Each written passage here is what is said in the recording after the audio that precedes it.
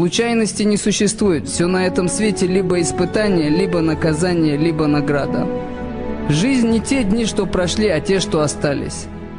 Там, где нас ждут, мы всегда оказываемся точно в срок. Если хотите иметь успех, вы должны выглядеть так, как будто вы его имеете. Те, кто читает книги, всегда будут управлять теми, кто смотрит телевизор. Когда указываешь пальцем на других, посмотри, что 3 других пальца указывает на тебя самого. Самый страшный враг – сомнение. Из-за него мы теряем то, что могли бы получить, но даже не попробовали.